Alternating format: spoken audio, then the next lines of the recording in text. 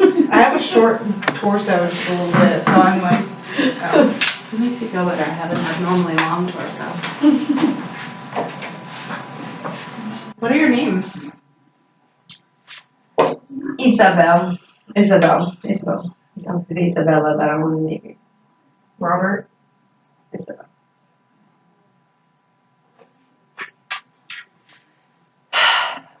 Okay, can you see both of us? Ready? Okay. Ready? Yeah. Great, welcome back. Should we take these out? Coming in again today. Fuck you. Sorry. No, you're fine. I wonder, like, do we take these out? Take your own papers out? Yeah, since we're just the Yeah, because I'm going to be getting too much. Sorry, I'm just like, oh, take your shit. Any of these, or do I just put them away for you? I've gonna put one on got the floor for now. everything I need here. Okay. Okay, look, I just have this whole display. Okay. This would be intimidating if you were a real life couple. Having a, Like walking into a therapist's office and seeing this. right? I think it would be. It's like, damn, how fucked up are we? Okay, we good? Yeah. Okay. I'm gonna try not to fidget. I know I'll twist in this chair a lot. Okay, welcome back. Thank you guys for coming in again today. So we've already done a lot of good work in the past couple sessions, and I was hoping to work on you guys today with some exercises that could really help you to appreciate each other and hopefully improve your relationship in a lot of ways. Does that sound like something you guys would be willing to do? Good. Yeah. Okay. So as we've previously discussed a little bit, there are these four horsemen of the apocalypse: the criticism, the contempt, the defensiveness, and the stonewalling. I'll be keeping an eye out for those things while we go through what we're doing today. And I may interrupt, I may stop you, redirect things if I see anything during these exercises. Are we all clear on that? Mm-hmm. Okay. So to get started, the first thing we'll be doing is the fondness and admiration exercise. So with this exercise, it's really important to examine the positive aspects of your partner's personality. Many times when people are upset with each other, they lose sight of the positive aspects of their partner and their relationship. And when the positive areas of a partner or of a marriage get acknowledged and discussed, change is often more possible when this happens. So exploring the areas that you appreciate can have a lot of positive consequences for your relationship. So here I have 2 copies of an adjective checklist, one for each of you. And for a few moments, I'd just like you guys to look over the adjectives and think about selected aspects of your partner's personality. Even if there's only one instance when you saw this characteristic in your partner's personality, I'd like you to consider it. Circle 3 to 5 words that you think really illustrate this, this piece of your partner's personality. And for each item you circle, briefly think of an actual incident that, that kind of exemplifies that particular adjective.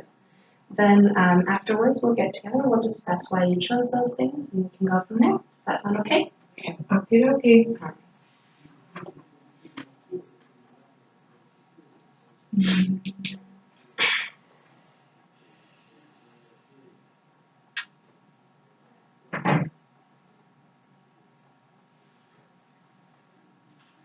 you your pen? Of course.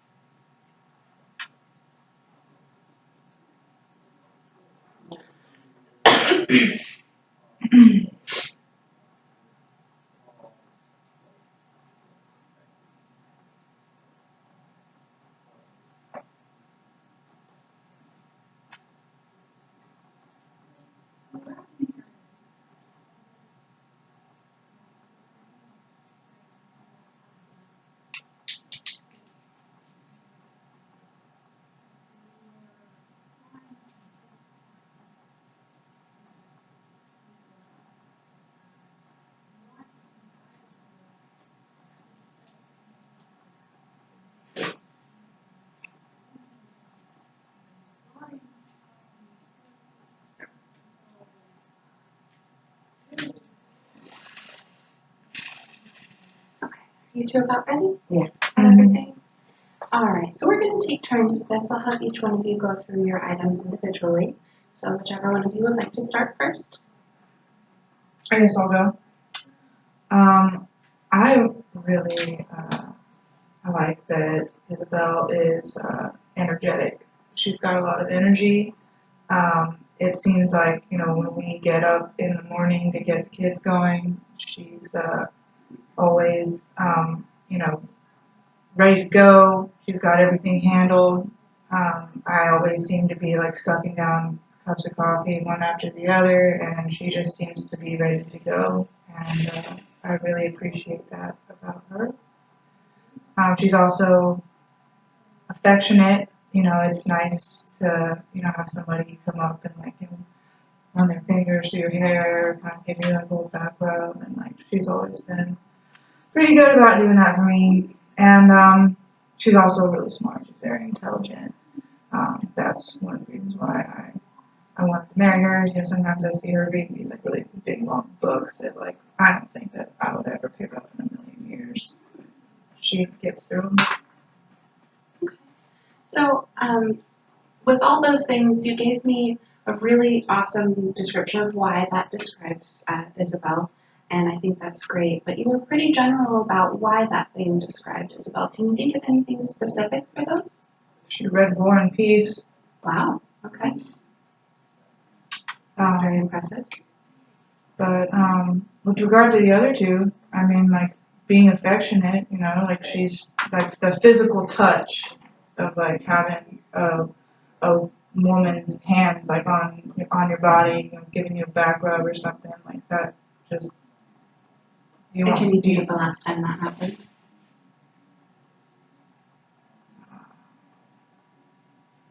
I don't know, maybe a couple months ago. Okay.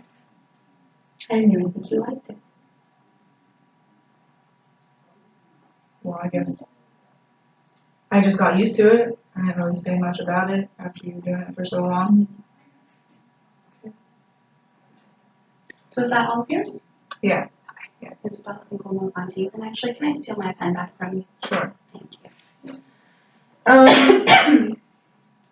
Well, one of the things that I remember about him was that I liked was, he was really involved, especially when our kids were born.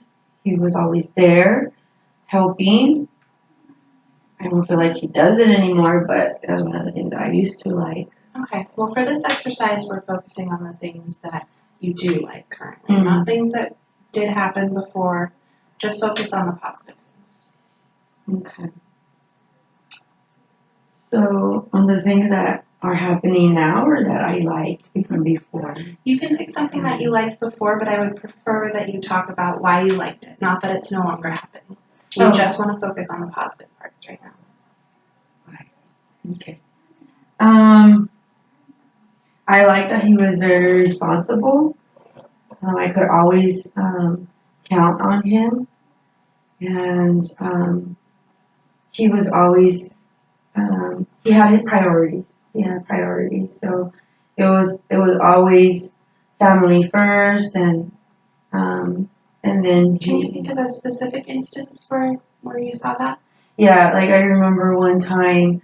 I really wasn't feeling that good, and we had our two kids that needed to be taken care of, and I needed also to just run some really important chores that needed, not chores, sorry, errands that needed to happen, and there was a like timeline and due dates, but I was feeling sick, and so he was willing to, take some time off from work and come help me with the kids as well as run those errands, just so we would stay on top of the things that we needed to do. So I really liked that. That was, he was very responsible. Nice.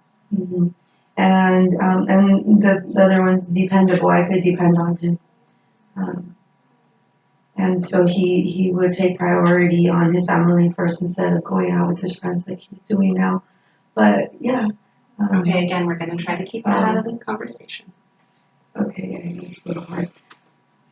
I do understand that this can be a difficult exercise, but it's important to remember these positives.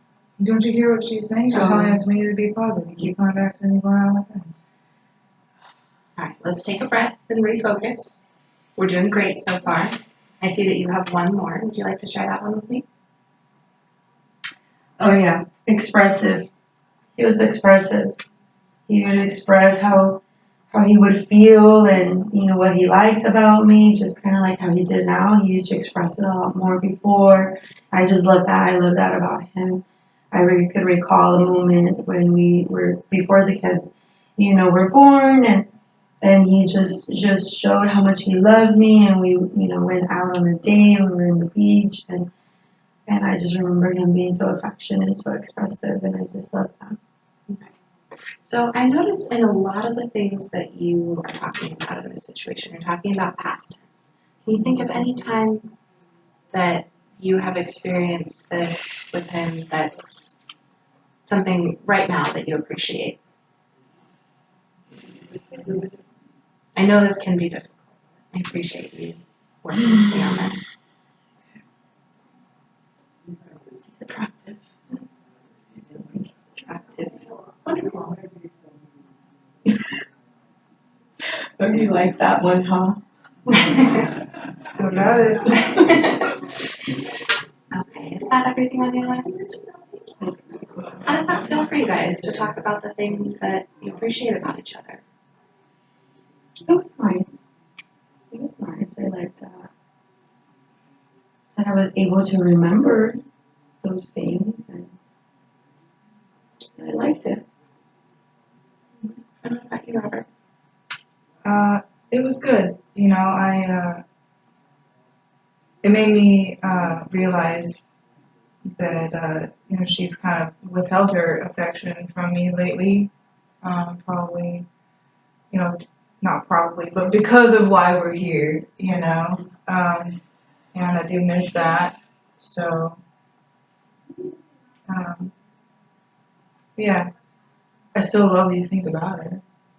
Good. And that's one of the most important things about this is reminding each other, reminding yourself, like the things you appreciate about your partner. That can really help you to fill up that emotional bank account that we've talked about before. You have those positive things that you think about your partner, and it can really help you to just remember them and talk about them a little bit. So I really appreciate you guys working with me on that.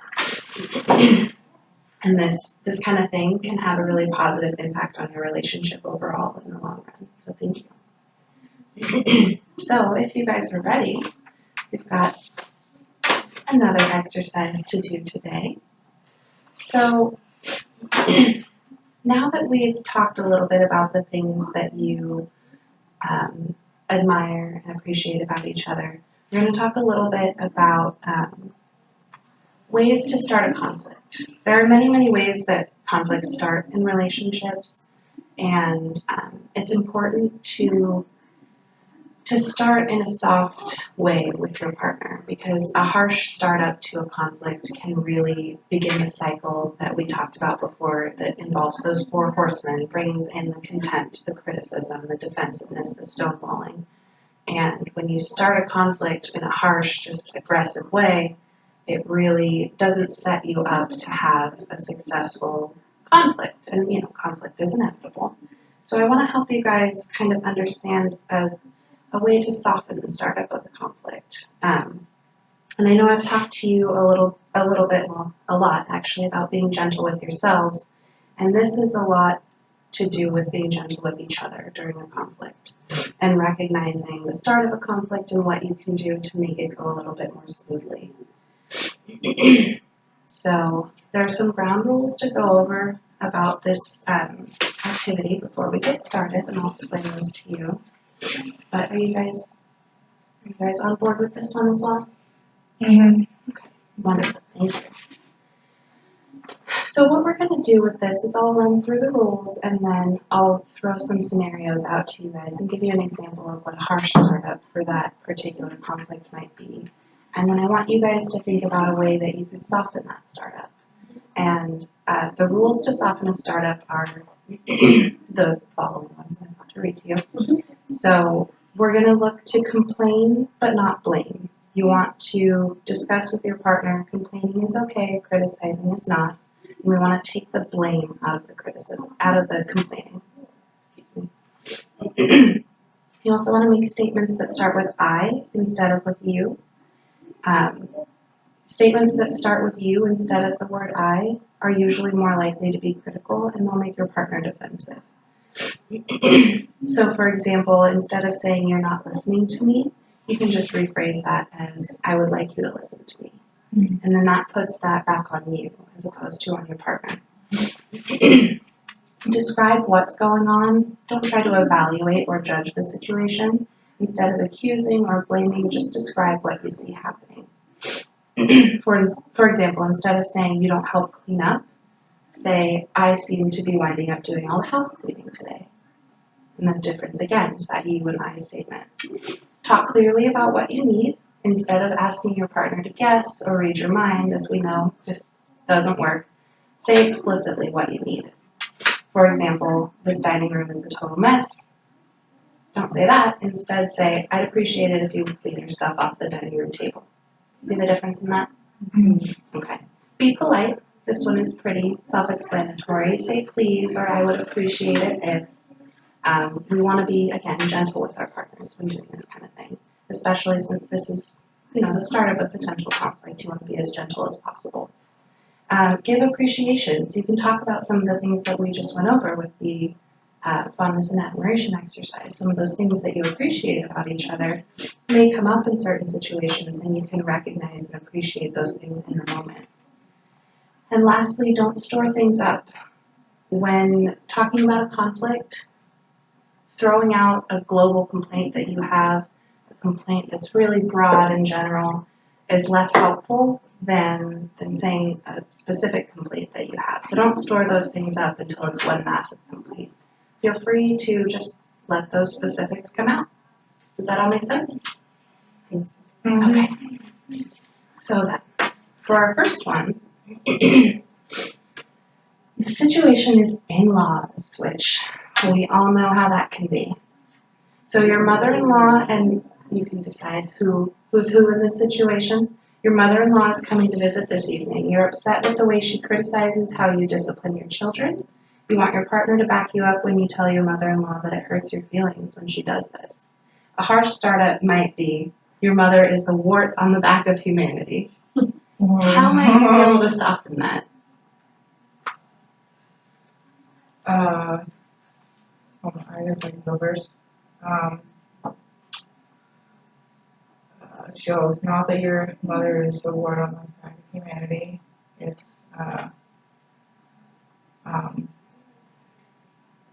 I feel like when your mom comes over, she criticizes me a lot about how I parent our kids, and I would really like some backup from you tonight. Just back me up on this. We gotta be partners. That's excellent. Did you guys see the difference in the your mother versus I feel? That's the importance of those I you statements. That was great. Would you like to do a different one, or do you want to try the same one? The mother-in-law? Sure. I feel like when your mom comes over, she tries to take over and deciding how I should discipline our children, and she's not always here, so I think at the end of the day we have to decide that. So I would appreciate it if you could back me up, when I'm disciplining them, and support me in the way how I want to. I think that we have both decided to do it, and somehow, I'll take your mom's side. Okay. Very good. Very good. Off to a great start. Okay, so our next topic, another common one, housework. You wish your partner would cook dinner tomorrow night or take you out to dinner. Your startup that's harsh could be, you never take me anywhere and I'm sick of doing all the cooking. How could you soften that? So I guess I could do that one. Honey, I'd love for us to go on a date tomorrow. I can cook for us, but I just love to spend some time with you on a Friday night. Maybe we can grab some dinner. I do like that, try being a little bit more direct, because in parts of that, you're pretty upfront about what you want, but if you could be a little bit more direct. Okay. Let's see. Honey, how about we go out to dinner tomorrow? What about going out to Olive Garden? Does that sound good? 7 o'clock for dinner? Okay. Cool. Yeah. Alright. You want me to pretend like I ever cook dinner? Is that something you would have to pretend? We can move on to another one if you think you have another. That's definitely something that, she should practice that, because it never falls on me to do that. Well, these things are always, they're applicable to both parties. Even if it's a topic that you don't really see applying to you, it's good to know how you can, soften something like this, because it can be applied to a lot of different topics. Okay. So, let's move on to the next one. You sometimes get shy in social situations. You think that your partner ignores you when you go to parties and spends time with other people instead of you. Tonight there's a party and you want your partner to spend time with you. So a harsh startup might be, I just know that tonight, once again, you'll be flirting shamelessly at the party and I'm sick of it. How could you soften that? I'll try this one. Honey, you're so beautiful. I know when we go to this party tonight, there's going to be a lot of people that want your attention. But I'd really like it if we could stick together and be a unit tonight and just show people us. Okay. Correct. I like that. It did. It turned it around on you and it complimented her at the same time. Mm-hmm. Wonderful. Okay, so I've got another one. You're upset that you and your partner have not made love in some time. You're feeling unsure that your partner finds you attractive and you wish the two of you could make love tonight. A harsh startup could be, you're so cold to me. How could you soften that? Honey, I want sexy time today. How about I do a romantic dinner, candlelight, and then we'll see where the night takes us. Yeah, let's do it. Already responding well to that kind of startup. Wonderful. You want me to try? Sure. But can you go over the scenario again? Yeah, it is. You're upset that you and your partner have not made love in some time. You're feeling unsure that your partner finds you attractive, and you wish that the two of you could make love tonight. Oh, okay. The harsh startup is, you are so cold to me. Okay. All right. You're looking really good tonight. It's been a while. You want to go upstairs? I want to spend some time on you. Sure, I guess. Oh, you didn't like that? It's not that I didn't like it. I just wasn't so convinced. All right. Perhaps that's something to be explored in some future sessions. Okay. I think so. Okay, so moving on to the next one. You want your partner to ask for a raise. A harsh startup could be, you're too wimpy to get a raise for your own family. How do you think you could rephrase that? Honey, I think that you're so smart, and I see you being so hardworking. I don't know that your company is paying you what you need to be paid. Like, I feel like you're worth a lot more than that. I'm not sure, if what they're paying you is enough, but I think it's time for you to maybe go ask for a raise. I don't know, what do you think? I just think you're so much more valuable, and I don't know that they're saying that. So I appreciate that you're recognizing his value at the company and his value as a person. I think that's wonderful.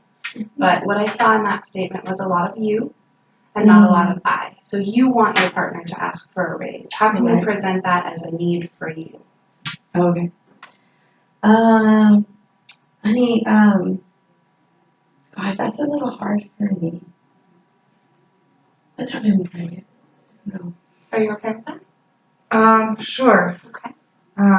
So I'm gonna be telling her that I think it's good for her to ask for a raise. Mhm. All right. Honey, I know that you work really hard for your company, and I think, uh, well,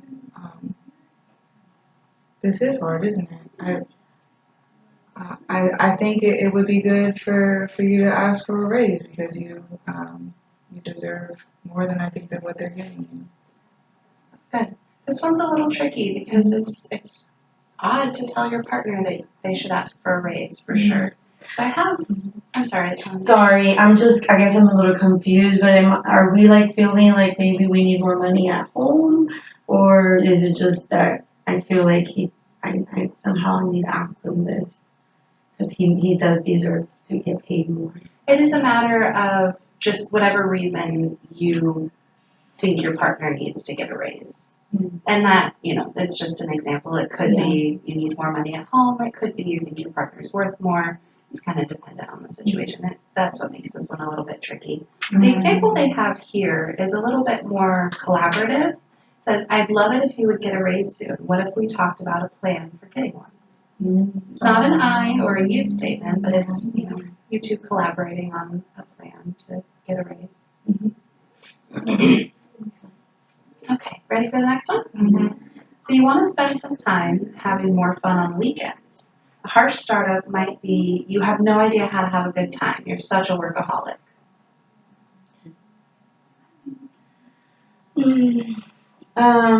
I can try that one. Honey, I remember us, having a lot of fun before, and I think the kids would love to go out this weekend to the park. I really would like for us to go and have fun. What do you think? I think I can take some time off and we can do that together. So I've noticed that even though these are example scenarios and example just random things thrown out there, you both are responding really well to each other, even in these made up scenarios. I think that says a lot about how this can help conflicts that arise more organically in your lives. I think that's great. All right, I've got a couple more for you guys. You ready? So you wish the two of you could save more money. A harsh startup might be, you've got to stop being such an impractical spender. I guess I can try this one.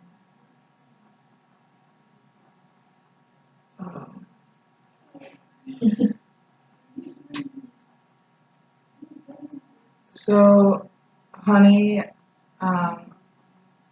what was the scenario again? You wish that the two of you could save more money. Okay, and I have to make a complaint without blaming. Without blaming, yeah. So if your complaint is that she's spending too much money. Okay. All right. Honey, I feel like we've been spending a lot of money. We have like some really nice things in the house. Like we've set everything up. I feel like everything is just really decked out. We've got a great place. I feel like it would be good for us to start saving some money. Maybe we could start eating at home more often, or something like that. What do you think? I think we could look at it. I didn't think I was spending a lot of money, but yeah, I think we could look at it and see how the plan. Okay. Awesome. Okay, one more. So, you wish your partner would spend more money on surprise presents for you. A harsh startup might be, you're such a miser. When was the last time you spontaneously bought me anything? How could you soften that? Honey, I really wish that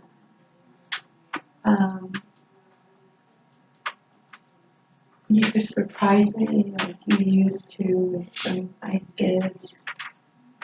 Maybe some for the kids.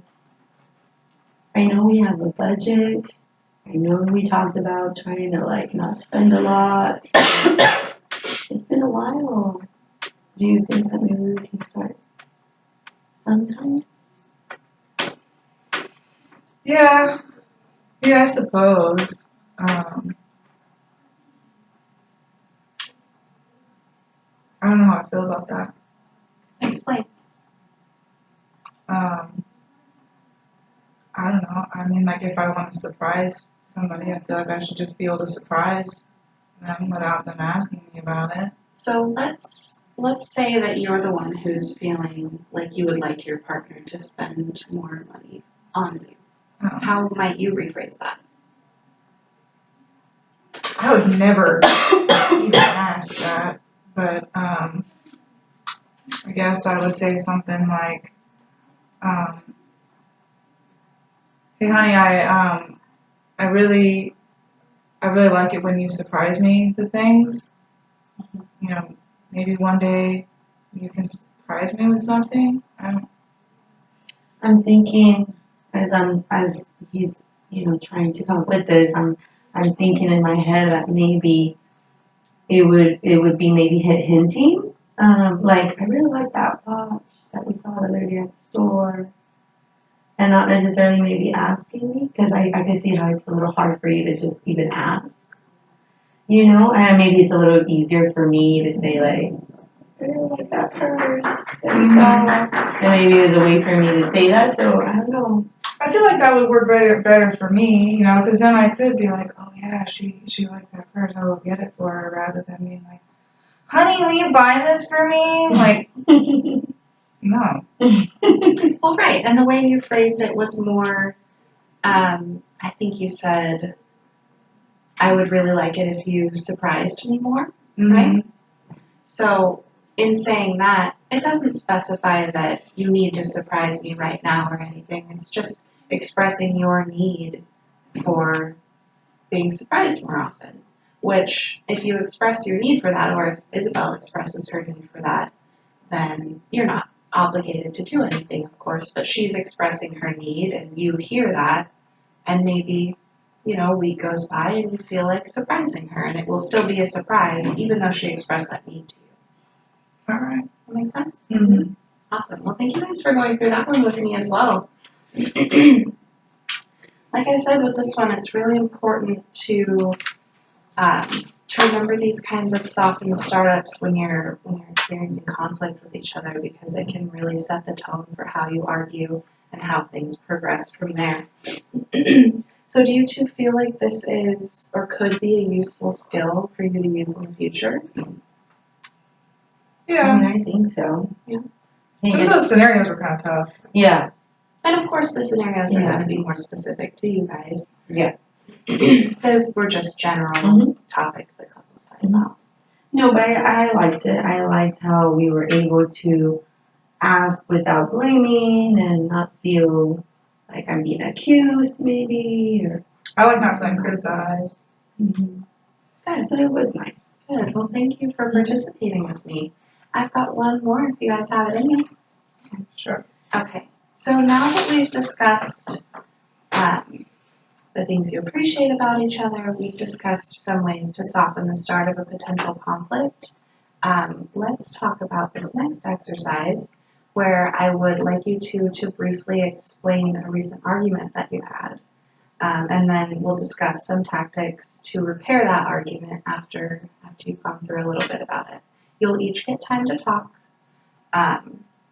Try to remember, I will interrupt or redirect if I see any of the criticism, contempt, defensiveness, stonewalling, but I would like you to recreate and explain this argument for me as best you can. You guys feel comfortable with doing that? Okay. If you need a minute to think about what's been going on, just take your time. Just let me know when you're ready. You got pretty pissed off at me the other night when I went out with my friends. Yeah. I am. I still am. I'm sorry, what was that?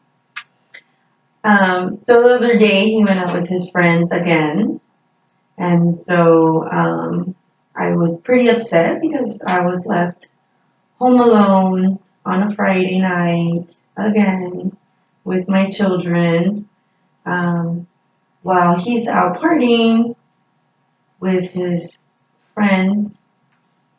According to him, just his friends. I don't know that that's true, but we'll say, I guess, that it is. And, I just feel so alone at home, and I really want to spend time with him like we used to.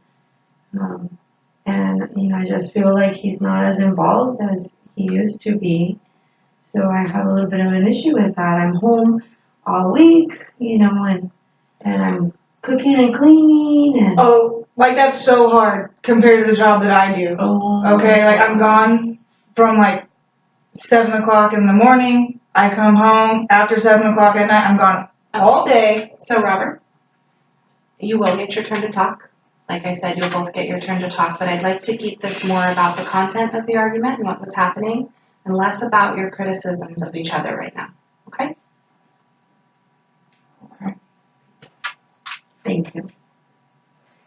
And so, yeah, like I was saying before I was rudely interrupted, that I just feel so alone. I don't feel like he's involved. I feel like we're just, myself and the kids are just stuck at home, and while he's out partying and having fun, and I don't know, I would want to be able to spend more time and also have fun with him, and just, build on what we used to have, which I thought was a good relationship, and less of what it seems like it's just single Robert on the weekends. And Robert?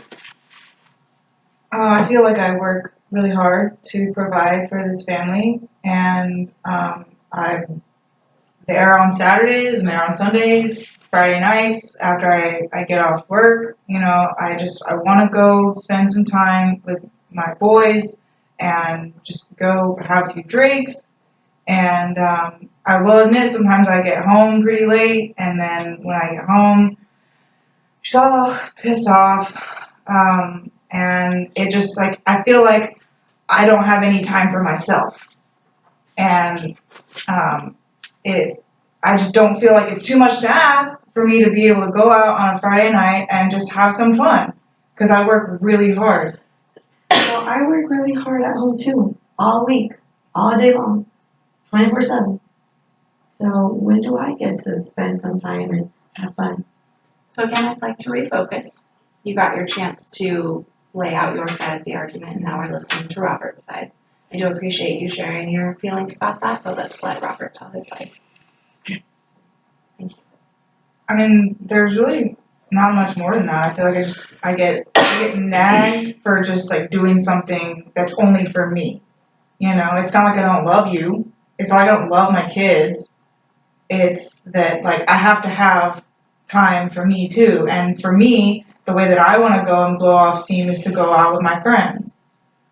And I don't understand why you can't just allow me to do that. I mean, I'm not going out and spending time with other women. I'm not going out and spending a ton of money. I mean, I work hard for my money, so I want to spend it how I want to spend it.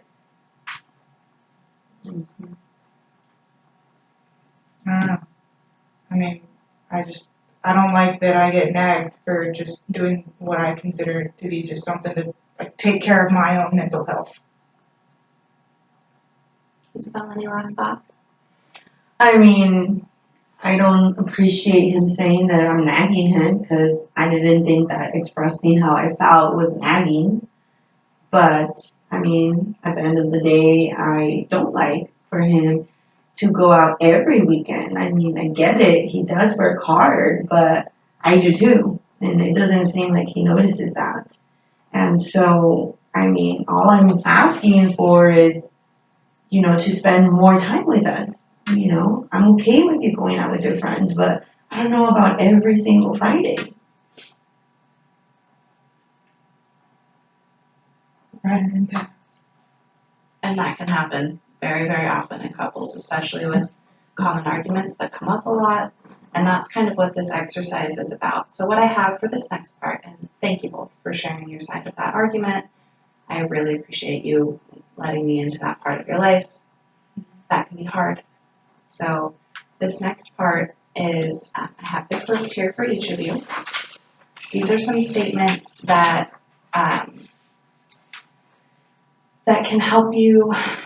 They're reparation statements. So if you're in an argument and you're feeling a certain way, or you need something, or you appreciate something that's happening, these are some statements that you can feel in an argument. I'd like you to look at this checklist here, identify one, maybe a couple things that you could have used to de-escalate the argument that you two had the other night about Robert going out and you feeling alone.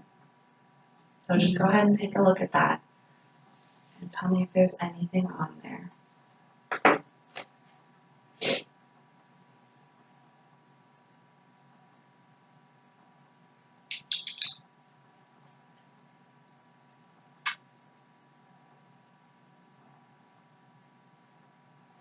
Are we looking for a couple of things from each section, or just like Anything that stands out to you. So the most important part of this is this is related to that softened startup. So if you're having an argument and it's escalating to a negative place, it may have started harshly or maybe it progressed to that. This checklist can help you find statements that kind of put the brakes on that argument. So if you see something in the I feel category that stands out to you, the sorry, anything really, that you think could de-escalate an argument when it's getting to that negative place. I got one. Okay.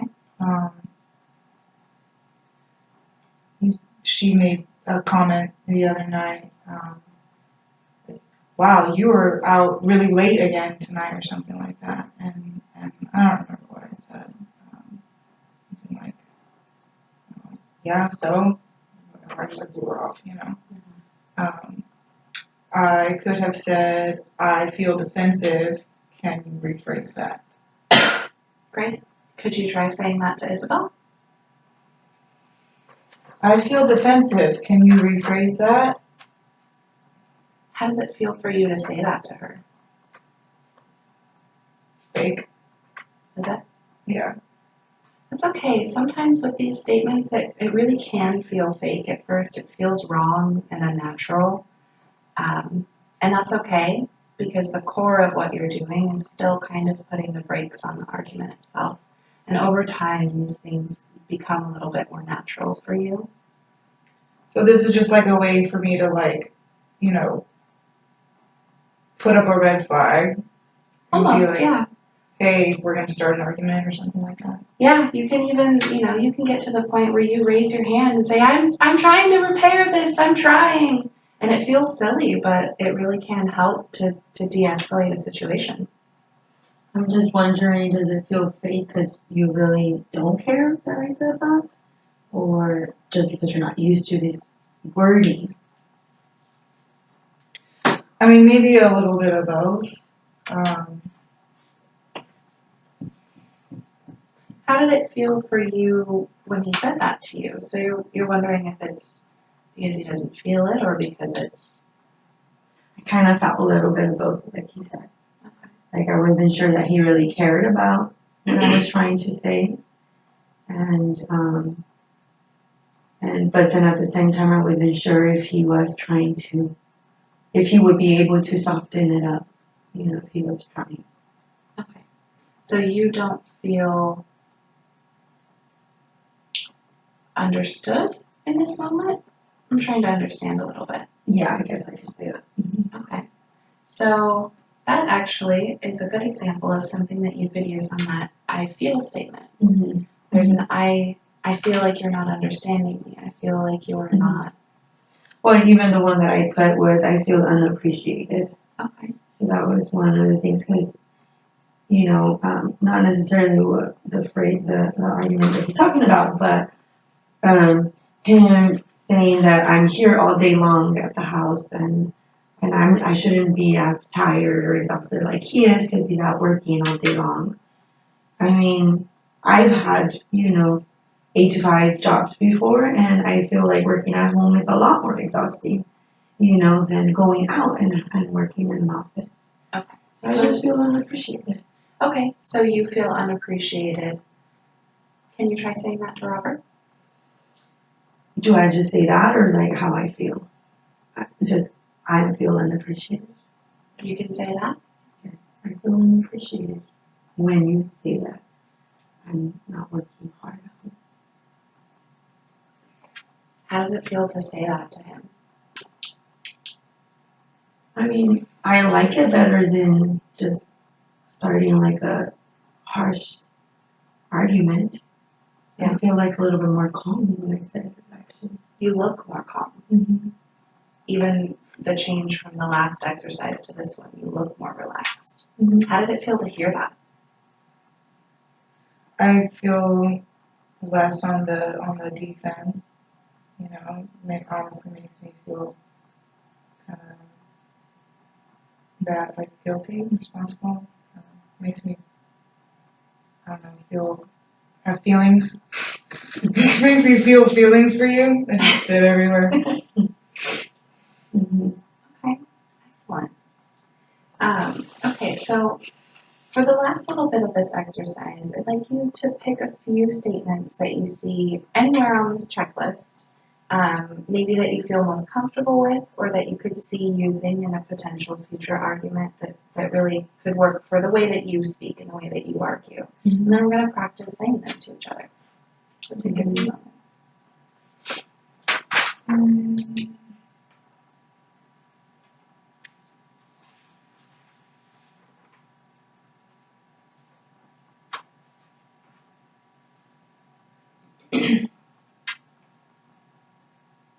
Okay. Whenever you're both ready. All right. I'm in the sorry category over here. That's okay, that you found something that works for you is all that matters right now. All right.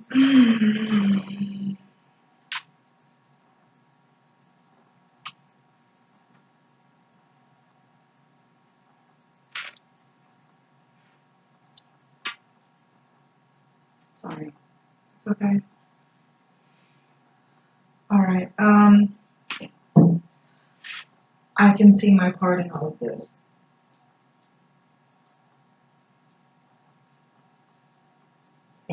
Did that feel a little bit more natural than the first time? It's okay if it didn't. No, it did, because after what she just said a few minutes ago, I know that it really bothers you that I do this. Mhm. So I feel like what you're saying to me is that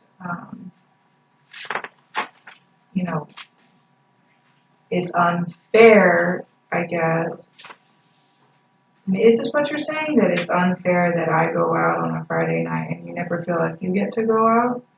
Mm-hmm. Like, so maybe sometime you want me to stay in with the kids while you go out on a Friday night?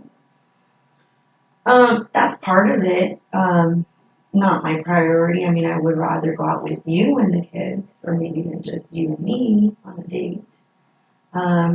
Maybe every so often it would be nice to go out with my friends as well, but more so I would like for us to go out and have fun. Take my pretty wife out. Mm-hmm. All right. Please take me out. All right, what about you, Isabel? Anything on there that you could see? So just kind of going on a little bit of what we were talking about a little bit before. In the I need to calm down section, I could see me just saying, this is really important to me, please listen. I'm just trying to like talk about it. That came out so naturally. How did that feel? I like it. I like it better. How do you feel about hearing that? Think you could respond well to that? Yeah, definitely. She's got a calmness about her that she doesn't normally have. Like, usually when I come home, she's like like hella amped up, and I do think that being approached in a calmer way would help. Awesome. And that is the most important part of this kind of thing, is improving the way you guys argue, because arguing is inevitable. And with these, I know they do feel really unnatural at times. They feel kind of awkward at first, but getting into the habit of using those I statements, of talking about your needs or taking a step back from an argument, they really do help, get rid of those four horsemen that we keep talking about.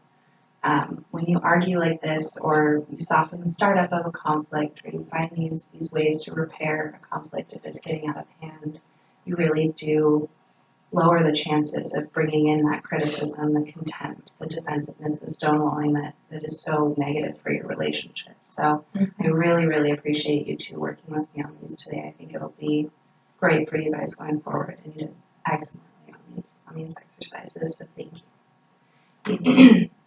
So that being said, if you guys would like to keep those, take a look at them. When you need them, you're more than welcome to. Just this last little bit here. So we've talked a lot about increasing your emotional bank accounts with each other. And as you know, your emotional bank account is essentially this built up savings of good things that you do for your partner, which acts as a kind of cushion for when things get rough. Because things do get rough, and it's nice to have all those positive things that you've done for each other to look back on. So I'd like to ask each of you, what is your motivation for continuing to increase your positive emotional bank account? Are you willing to say or do 2 good things for each other each day until the next week's session when we see each other? And I'd like you both to answer. Yeah, I can do that. Yeah? Yeah. Would you say you're both motivated to continue this? Mm-hmm. Awesome. Awesome. I'm so happy to hear that. Thank you. Okay, so then I think, unless you have any questions or concerns, any last minute things for me? I think this was a good session. Yeah, Okay. thank you. Good. I really do too. So I will see you guys next week. Thank You you. can check in. Thanks. Yeah, oh my god, that was an hour. That was 52 minutes. Holy shit, I'm sorry. No, it's okay. I thought it was literally like 30 minutes or.